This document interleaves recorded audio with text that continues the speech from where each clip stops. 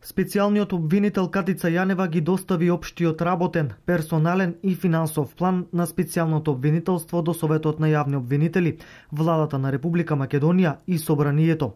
Од Советот најавија дека откако сите членови поединечно ќе ги разгледаат плановите, ќе биде закажена и седницата на Советот. Во наредната недела Советот треба да ги разгледа и да ги одобри.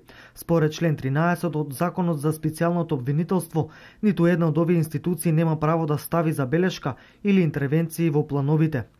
Во персоналниот план Јанева има предложено тим од 14 обвинители со кои заедно треба да работи во истражување на кривични дела поврзани со прислушуваните разговори. Во финансискиот план Јанева треба да одреди колку пари и се потребни нејзе и на незиниот тим за плати, истрага за стручни и надворешни соработници и истражители.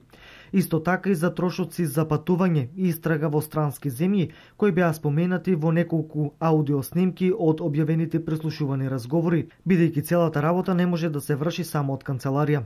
Јанева во рок од 18 месеци ќе треба да заврши со истрагите и да подигне обвиненија за голем број на кривични дела.